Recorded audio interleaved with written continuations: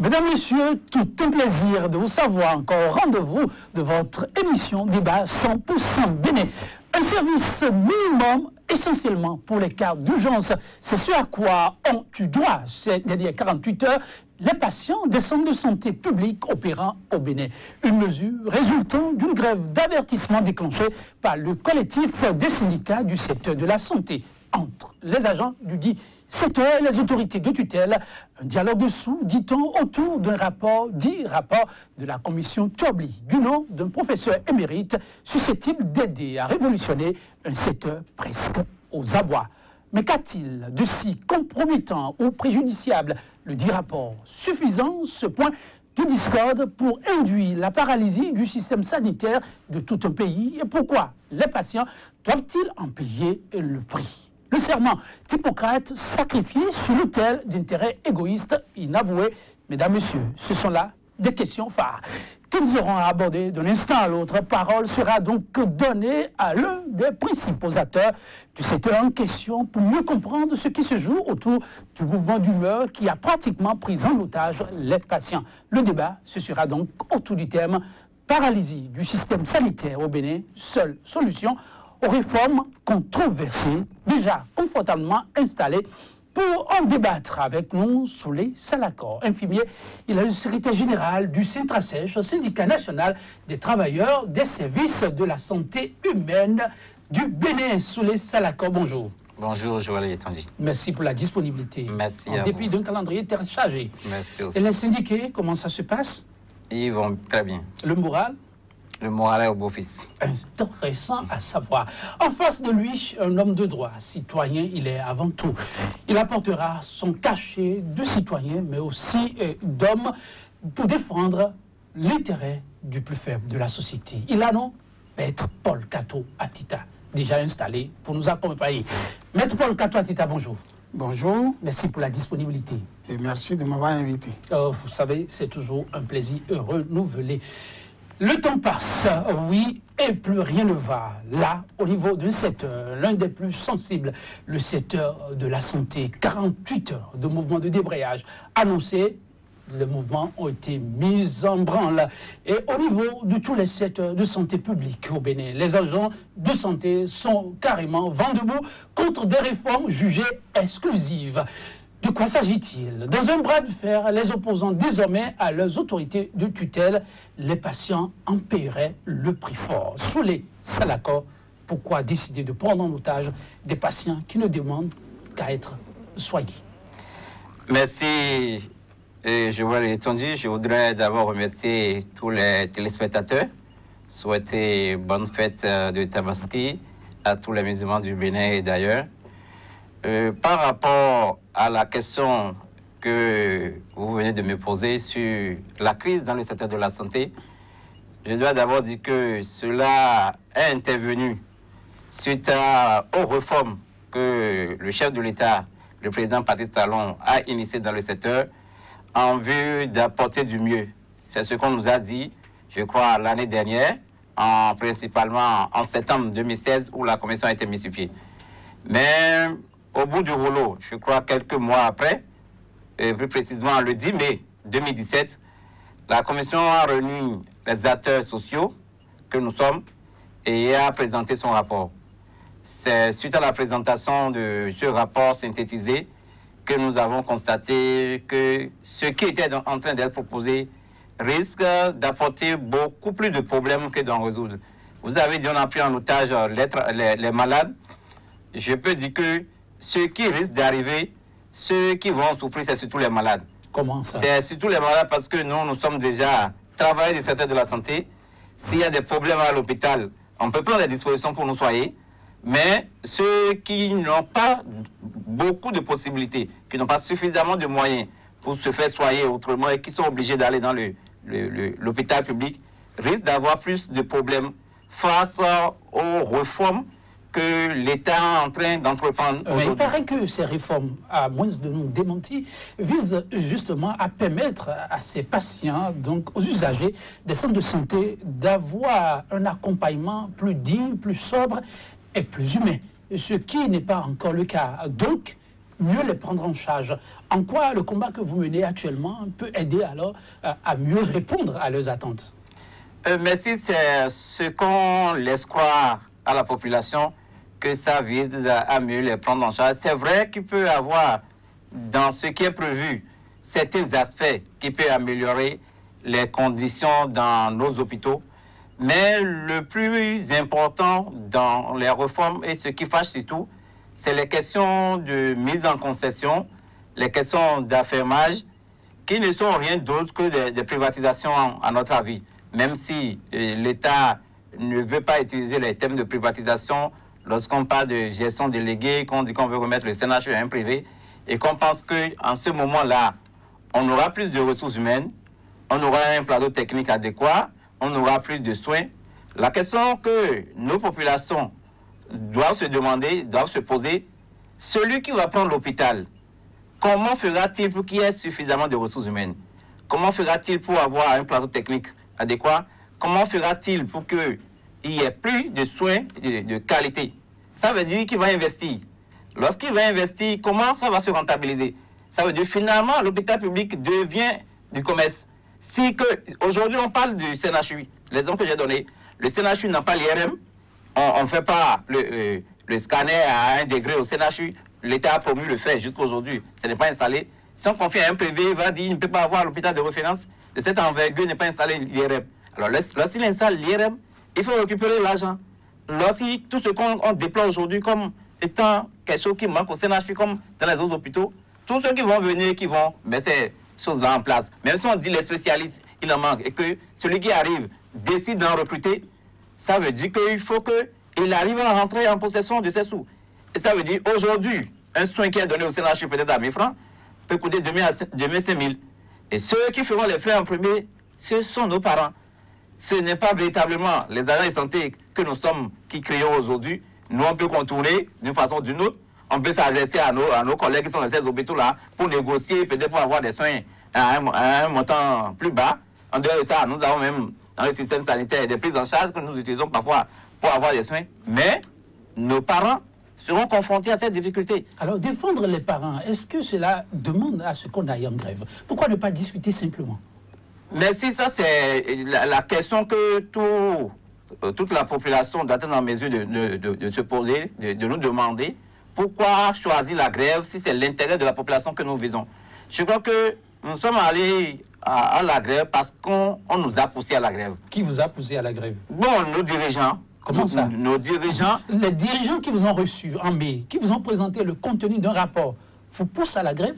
Bien sûr. Les dirigeants nous ont poussé à la grève parce que lorsqu'ils nous ont reçus le 10 mai et qu'ils nous ont présenté le rapport, la première des choses, nous avons décrié le rapport. Nous avons fustigé des choses, de ce qui n'allait pas selon nous. On avait même fait des propositions. Mais ce jour-là, on avait constaté que ce n'était pas un cadre pour faire du débat. On nous avait invités juste pour nous présenter un document. Et après toutes nos interrogations, on nous a dit, écoutez, on n'a pas le temps de vous répondre. On n'a pas de temps d'apporter des clarifications, des suggestions. Vous êtes programmé pour être écouté de 9h à 11h. On a programmé d'autres équipes à partir de 11h. Nous avons déjà dépassé 11h, il est déjà à midi. D'autres sont dans le couloir en train d'attendre.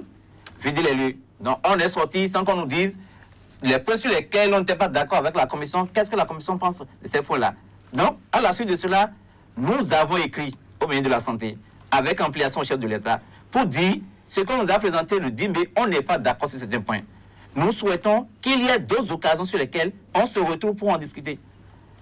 Et quelle a été la suite? Aucune suite. Ne dites pas qu'après cet exposé, je veux l'appeler un exposé, oui, qu'on ne vous a pas appelé pour faire un point avec vous, vous expliquer l'esprit dans lequel la commission est en train de travailler. Aucune rencontre n'a eu lieu.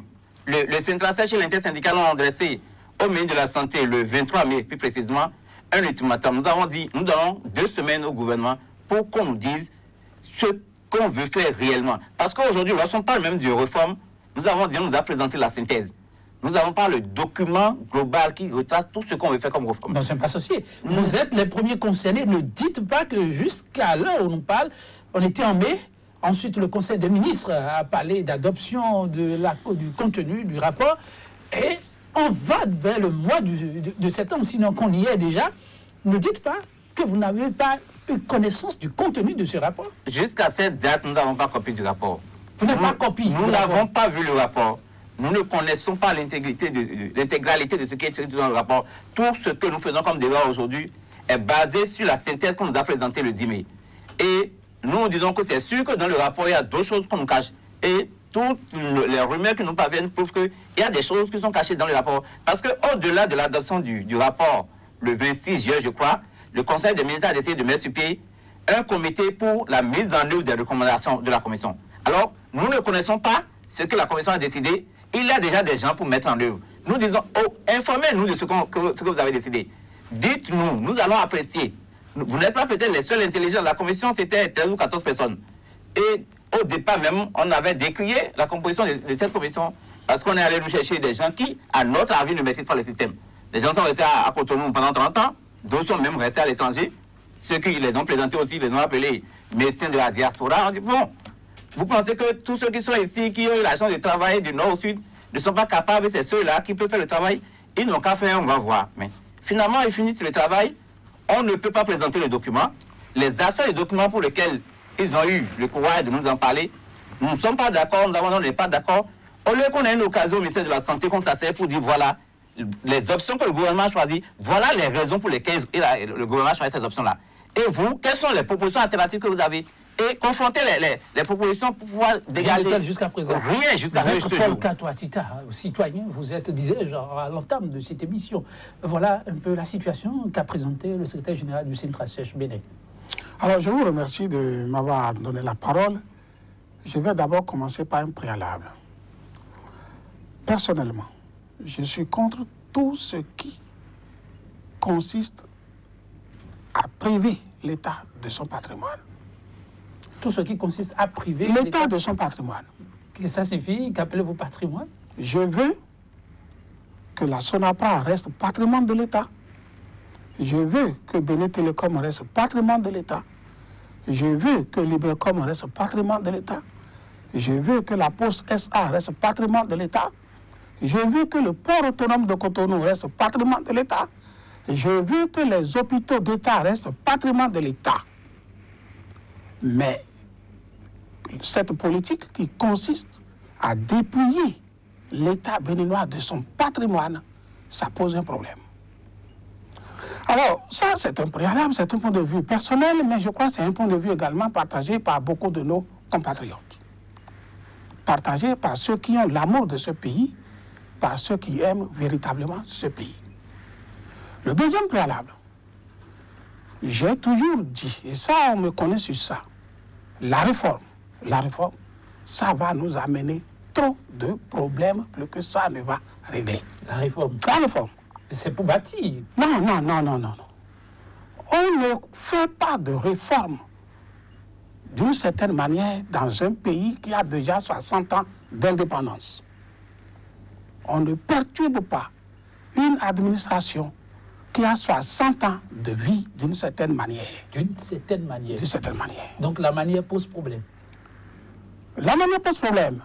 Et troisième préalable, il faut revenir à cette loi partenariat public-privé.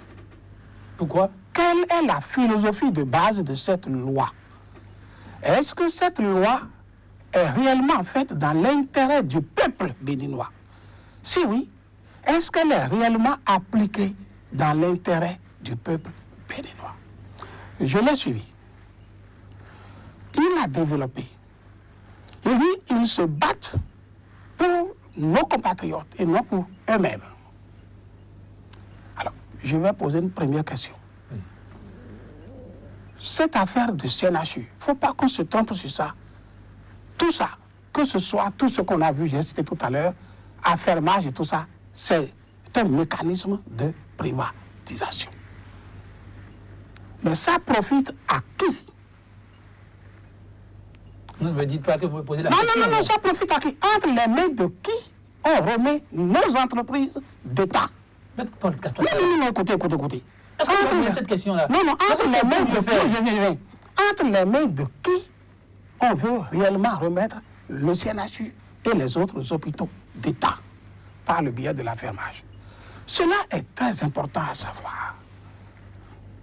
Alors, si ces points-là ne sont pas clarifiés, ne sont pas élucidés, il est normal que nous ayons des réactions de ce genre. En dehors, parce que si cette réforme ne vise pas en réalité à profiter au peuple du Bénin, mais peut-être à quelques citoyens du Bénin, il ne peut y avoir des problèmes. Et je dis, ce qu'il vient de dire, mon point de vue personnel est que le gouvernement puisse se retirer de ce chemin-là. Se retirer? Se retirer de ce chemin-là, pour deux raisons. Un, le droit à la santé. Chaque citoyen a droit à la santé. C'est dans le droit international. C'est consacré par notre Constitution. Mais il ne suffit pas seulement de l'écrire. Il faut rendre le bénéfice effectif. Ce qu'il vient de dire, le privé qui prendra l'hôpital, le CNHU et autres, il va investir. Il va faire ci, il va faire ça, il va faire ça. Mais il n'est pas venu faire le monde. Il attend des bénéfices. Il attend un gain. Alors, ce gain-là, sur qui il va le répercuter? Si ce n'est que sur nos compatriotes. Et voilà le niveau de vie de nos compatriotes. Combien de gens ont déjà l'argent aujourd'hui dans ce pays pour aller se soigner à 1000 francs, à 2000 francs au CNHU et ou dans nos hôpitaux? Il faut passer dans nos quartiers, il faut passer dans nos villages pour voir la misère ambiante, où les gens n'ont pas le minimum pour acheter le paracétamol. Aujourd'hui, on veut remettre la santé dans les mains d'un privé, un commerçant. Le commerçant ne fait pas de cadeaux. Le commerçant est à la recherche de bénéfices. Alors, il faut réduire cette équation-là. Je dis, il faut que le régime se retire de là où il va. C'est ma première réaction à tout ce que je viens d'entendre. Ça l'a saoulé. L'avocat semble plutôt comprendre votre démarche.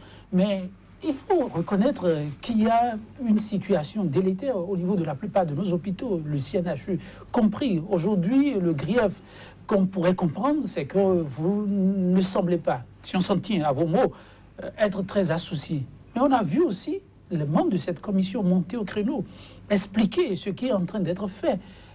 Vous n'allez pas expliquer que ceci se fait juste pour distraire et endormir le peuple. Bon, merci. Je crois que lorsqu'on parle du fait que les membres de la commission sont montés au créneau, nous, on n'a pas compris à quel peuple, mais à quel auditoire ils avaient envie d'adresser leur message. Vous n'avez pas compris. On n'a pas compris, parce que... Mais parce que vous êtes dans un mouvement, en fait, qui crée aussi une psychose. Il faut clarifier les positions. Bon, pour clarifier, il faut que ce soit des gens qui maîtrisent de quoi on parle. Alors, nous, c'est notre secteur. Nous sommes dedans depuis, ça dépend des uns et des autres, au moins une quinzaine d'années pour moi. Donc, nous pouvons faire facilement un débat avec quelqu'un qui veut faire des propositions.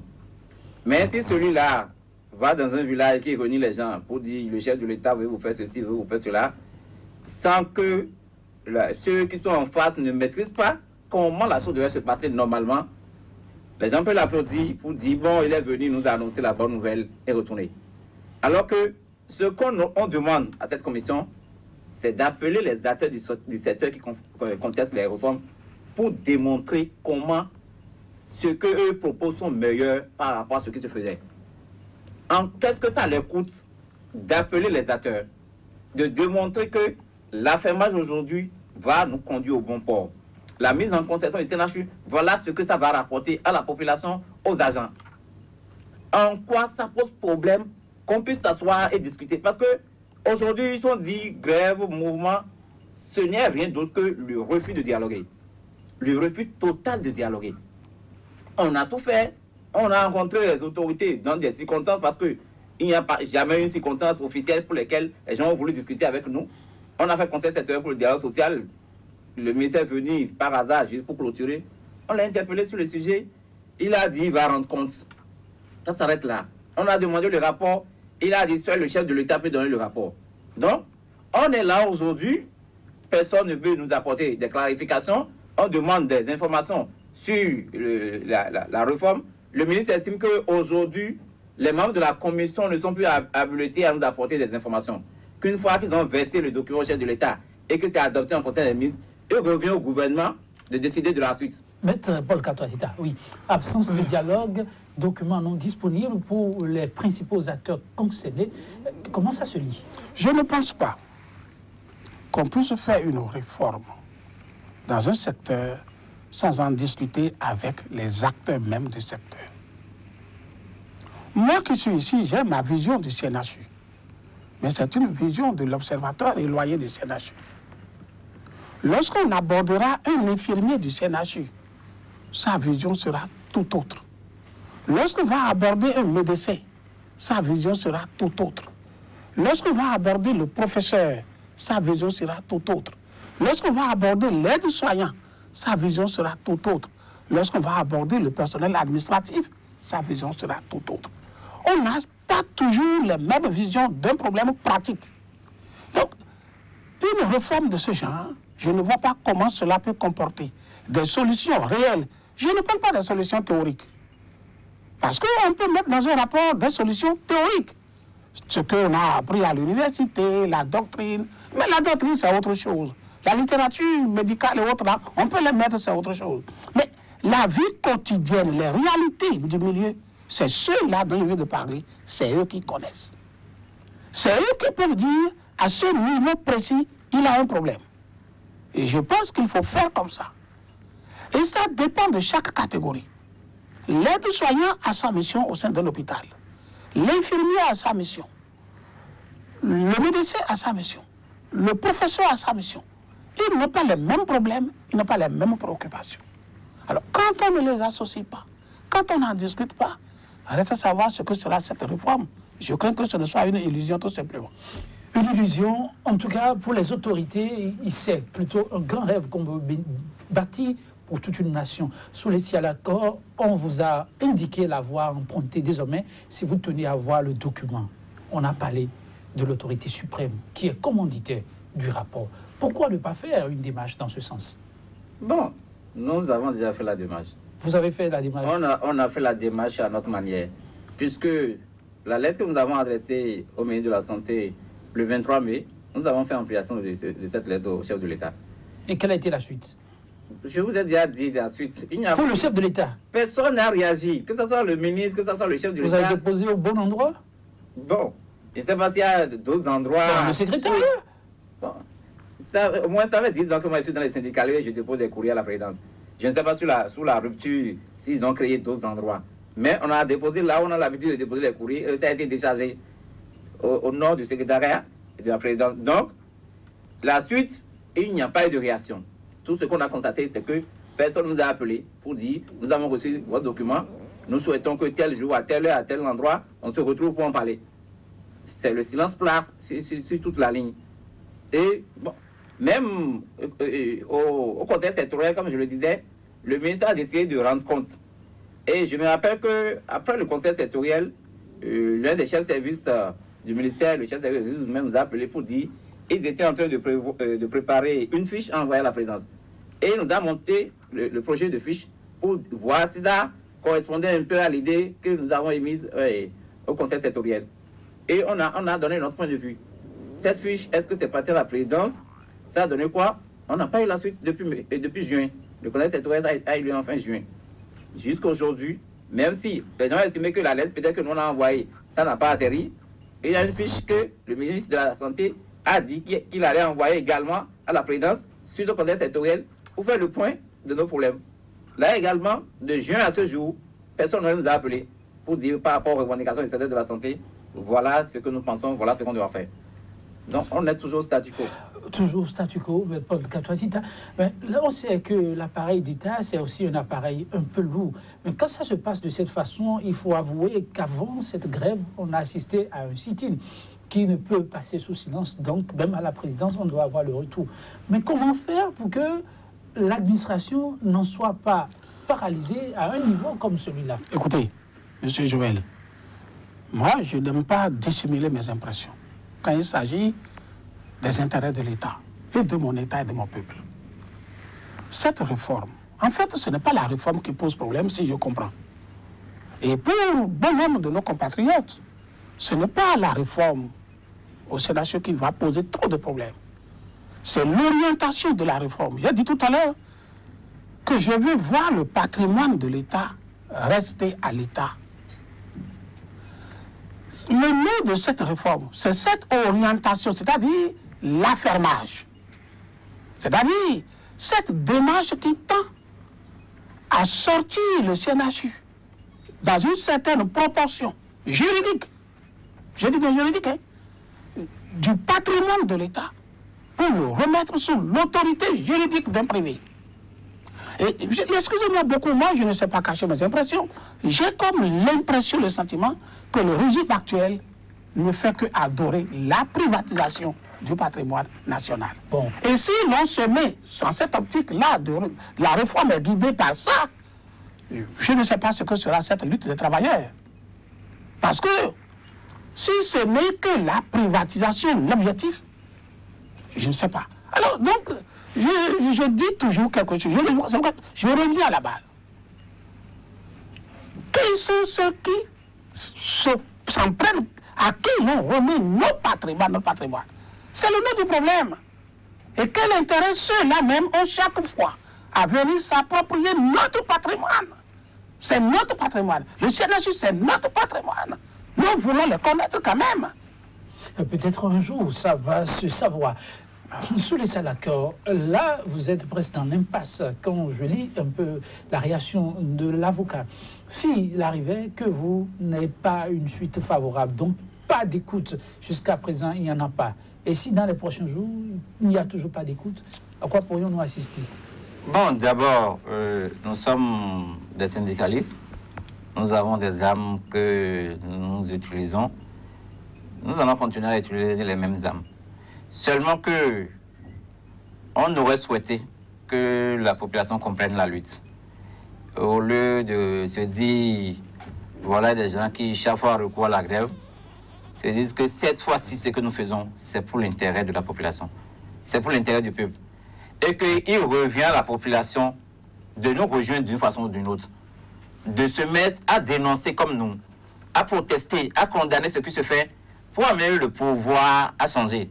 Si ceux qui manifestent, qui montrent leur mécontentement face à la réforme, si le nombre est important, si le nombre grandit chaque jour, quel que soit, je ne sais pas, cette force de foncer la tête baissée, les autorités à un moment donné vont s'arrêter. Vous avez l'impression que les autorités foncent tête baissée? Oui, actuellement c'est ça. Et ce n'est pas seulement dans le secteur de la santé. Hein. Comme l'a dit Maître Tita, c'est peut-être dans tous les secteurs. Mais c'est de notoriété publique que par rapport à votre situation, il y a eu un sit-in, je les annonçais, mais que le chef de l'État a été en vacances et qui n'est rentré que très récemment. Seulement que le problème ne date pas d'aujourd'hui. Mais ça, le chef de l'État était là depuis. On a dit que le rapport a été déposé, on nous a fait le compte rendu depuis le 10 mai. Depuis le 23 mai, nous avons commencé par écrire. Nous avons fait conseil sectoriel depuis le 23 juin. On a fait sortie médiatique. Tout ça, bon, le chef de l'État était au pays. Et après votre sit-in, promesse vous a été faite pour ceux que nous avons suivis, qu'on fera le point au chef de l'État et qui décidera de la suite à donner. Ça aussi, c'est un argument. Est-ce qu'un ministre de la République a besoin de dire aux travailleurs, je rendrai compte au chef de l'État? Il a un incident écrit dans son secteur depuis 3 mois. Il a eu le temps de rendre compte au chef de l'État. Même on est allé au conseil sectoriel, il a dit qu'il va faire une fiche au chef de l'État. Il n'avait pas besoin de nous le dire. Il devait faire, on devait constater la façon dont il règle les problèmes dans son secteur. Malgré qu'il a dit qu'il va faire une fiche au chef de l'État, c'était le 23 juin. Du 23 juin au 21 août, on a fait le sit-in. 2 mois se sont écoulés. Sa fiche qu'il devait envoyer au chef de l'État depuis le 23 juin, ça a donné quoi? Pourquoi il attend le 21 août pour dire qu'il veut rendre compte? Il nous avait dit au conseil sectoriel le 23 juin qu'il allait rendre compte. Il avait même initié une fiche dont nous a montré le projet. Alors, cette fiche est devenue quoi? Si c'est 2 mois après, on doit nous répéter la même chose, on veut rendre compte au chef de l'État. Ça veut dire que si on dit rien, on dit là, on n'a pas encore rendu compte. Même si le chef déjà est au pays, on peut lui dire, on n'a pas trouvé encore le temps d'aller lui rendre compte. Ça dépend de comment ils fonctionnent en leur sein. Mais, en attendant, nous, on ne peut pas croiser les bras puisque le comité qui doit mettre en œuvre est déjà installé, existe déjà.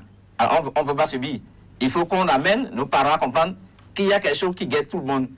Et nous, en tant qu'acteurs du secteur, on va commencer par crier pour qu'eux puissent comprendre et se rallier à nous, pour que le pouvoir puisse arrêter de marcher sur tout le monde. Ah oui, est-ce qu'il n'y a pas là aussi un problème de management au niveau de l'administration? Alors, je vais vous dire quelque chose. Je pense qu'il faut que le régime doit tout faire pour faire accepter ces réformes par le peuple et par ceux qui sont concernés. Mais si la réforme n'est pas acceptée par le peuple et par ceux qui sont concernés, je vous dis quelque chose. Et vous notez ça, c'est une prophétie. Ce serait un précédent grave pour le peuple. La situation qui va se réaliser, la situation face à laquelle le peuple va se trouver, serait peut-être une situation inédite dans ce pays. Je vais vous l'expliquer.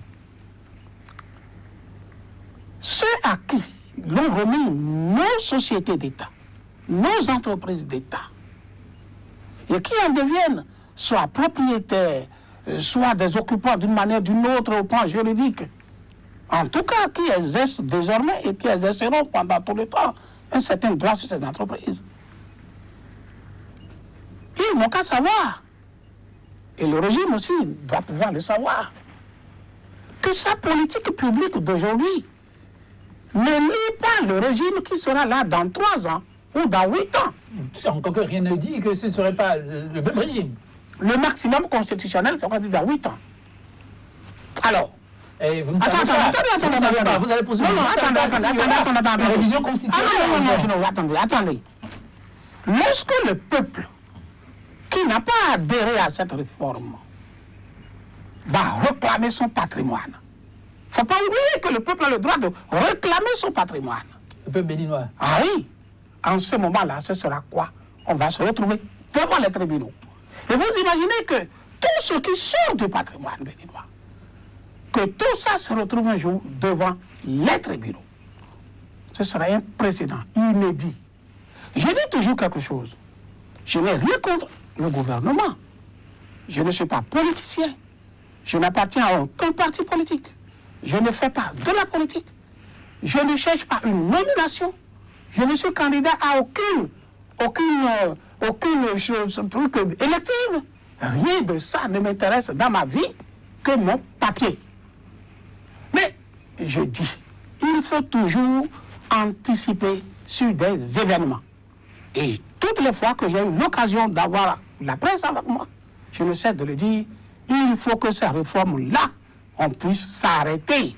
Quelle anticipation peut-on faire dans le cas il faut arrêter et savoir qu'est-ce qu'on doit faire pour que demain, le peuple du Bénin ne soit pas confronté à des problèmes judiciaires. Et qu'ils ne vont pas épargner ceux qui aujourd'hui conduisent ces réformes.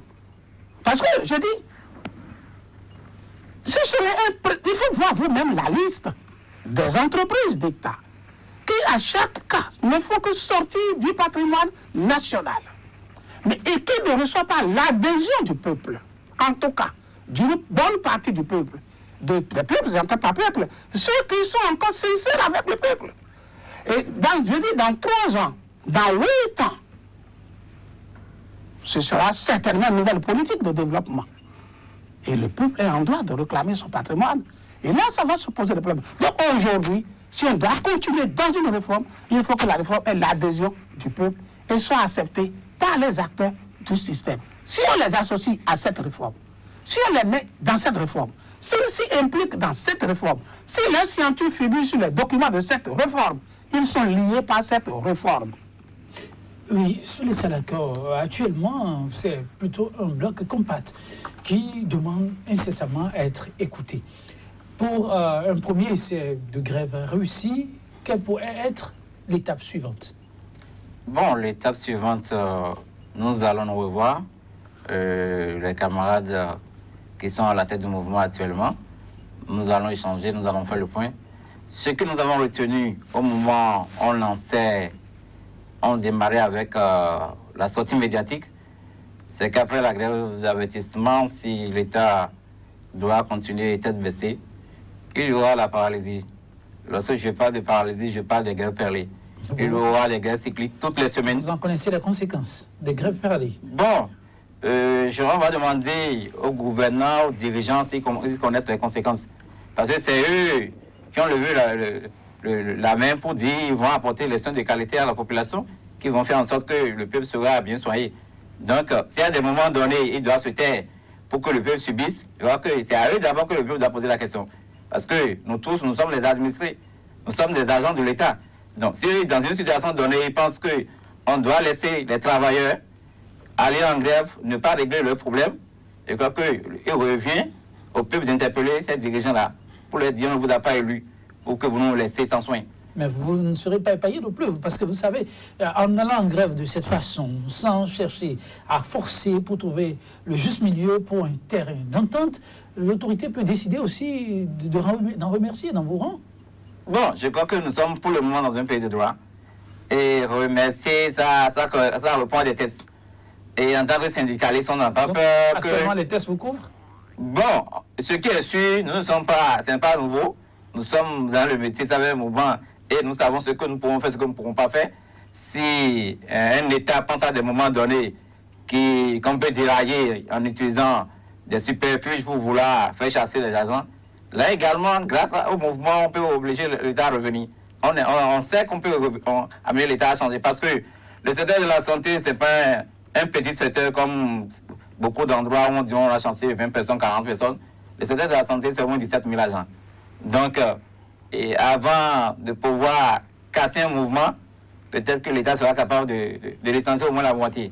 Je ne sais pas, dans un pays où on licenciera 8 000, 9 000 agents de santé, qu'est-ce qui restera pour soigner la population? Donc, je ne pense pas que l'État va choisir cette option-là. Mais, aujourd'hui, ce qui est primordial, c'est que l'État arrive à comprendre que tout ce que nous voulons, c'est qu'on s'asseye, qu'on discute, que nous fassons nos propositions, nos suggestions, et qu'au cas où nous ne partageons pas, ils peuvent venir sur les médias pour dire, bon voilà, nous on a proposé ceci, qui apportera tel avantage, voilà ce qu'eux proposent. Nous pensons que ça n'apportera pas d'avantage. Au moins, on aura des points sur lesquels les gens pourront nous apprécier. Aujourd'hui, cela n'existe pas. Ce qu'ils ont dit, c'est ça seul qu'on doit écouter. On n'a pas de débat à faire autour. Maître Paul Katoa-Tita, on comprend la doléance des travailleurs, mais au même moment, dans un État démocratique, et lorsque vous avez très peu de temps devant vous pour de grandes réalisations, est-ce qu'on ne peut pas comprendre que l'État puisse décider d'autorité, de faire certaines propositions, je ne veux pas dire d'imposer, lorsqu'il sait qu'on perdra plus de temps à tirer dans tous les sens, et que ce qui veut être fait sera pour l'intérêt du grand nombre, y aller, quitte à colmater après les brèches. Alors, je vous remercie. Une politique publique s'adapte à la psychologie du peuple à laquelle on veut l'appliquer. Je dis bien, une politique publique doit s'adapter à la psychologie du peuple auquel on veut l'appliquer. Une loi doit être conçue pour être adaptée à la psychologie du peuple à qui l'on veut l'appliquer. Les psychologues le savent, les sociologues le savent. Alors, je dis ça pour dire, excusez-moi le terme, le régime actuel donne trop l'impression d'être friand de privatisation. Et c'est tout le problème se situe là. Bon, vous parlez non. D'être friand de privatisation. C'est-à-dire, on peut mener une réforme sans aller forcément à la privatisation. Et on peut faire la privatisation dans des limites. On ne se donne pas pour plaisir de dépouiller le peuple, l'État de tout son patrimoine. En réalité, c'est le problème de fond qui choque. Et que quand il croit, il ne vous le dira pas. Mais il voit l'environnement un peu partout autour d'eux. Et le peuple voit. Et ça inquiète. Et c'est juste ça pourquoi je reviens toujours sur ça. Est-ce que la réforme au CNHU, si nécessaire soit-elle, on ne le conteste pas. Est-ce qu'il faut absolument arriver à une privatisation? Sous le mot affermage, un mot qui ne fait pas peur aux juristes, que nous connaissons tous.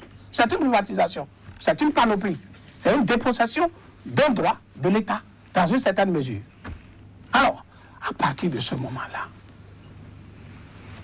il faut au régime qu'il appartient de revoir sa politique. Et ce que je crains, si le syndicaliste que j'ai écouté pour dire les étapes de leur mouvement, de leur grève, je crains que ça ne nous conduise à un chaos dans le domaine sanitaire.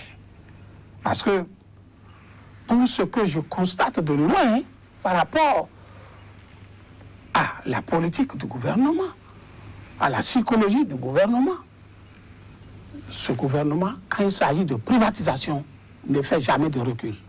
Et il ne fera pas de recul. Et je ne sais pas là où la confrontation va arriver entre eux deux. Et c'est pourquoi je dis, ça risque de nous conduire à un chaos. Vivement qu'il n'y ait pas de chaos, paralysie du système sanitaire au Bénin. Seule solution aux réformes controversées, oui, c'est le thème qui nous a réunis. Autour de votre émission débat 100% Bénin, je vais retourner la parole à nos invités.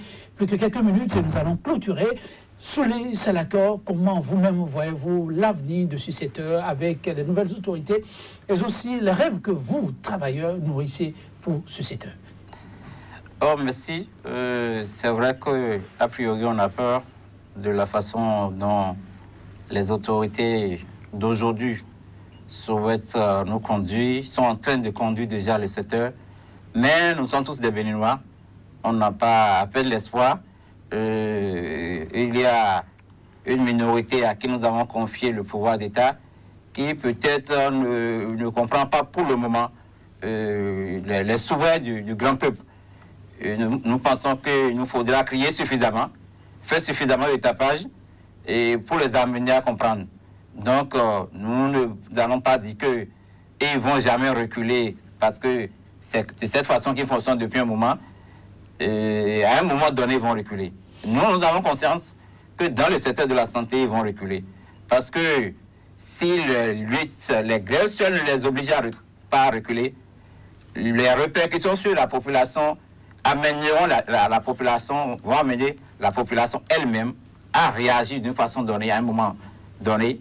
Et cela peut avoir d'impact sur le pouvoir, quelle que soit sa vision. Votre mot de la fin. Mon mot de la fin, c'est d'abord remercier tous les camarades du Nord, Sud, de l'Est à l'Ouest qui ont observé ces 48 heures de mouvement, leur demander de rester mobilisés. Et que, comme ils l'ont constaté dans le débat, la lutte sera rude. Mais nous avons conscience qu'au bout du rouleau, c'est le peuple qui va triompher. On espère le peuple puisse triompher. Maître Paul Kato-Atita. 2 phrases.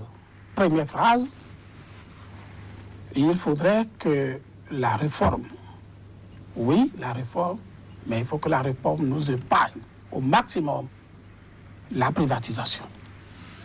Deuxième phrase, il faut prier pour que ce bras de fer-là ne débouche pas sur un chaos. Car je continue de dire, je n'ai pas l'assurance que le régime va reculer tel qu'il fonctionne quand il s'agit de la privatisation. Tout le meilleur pour le peuple béninois à travers ce combat qui se mène entre autorités et agents de santé 100% Bénin. Mesdames, Messieurs, le mouvement du jour, c'est bientôt terminé. Et cette citation d'Albert Einstein pour y mettre définitivement un terme. Le monde est dangereux à vivre, non pas tant à cause de ceux qui font le mal, mais à cause de ceux qui regardent et laissent faire le mal. Mesdames, Messieurs, soyez des témoins plutôt utiles. Merci pour votre aimable attention. À très bientôt, toujours avec la même disponibilité. Au revoir.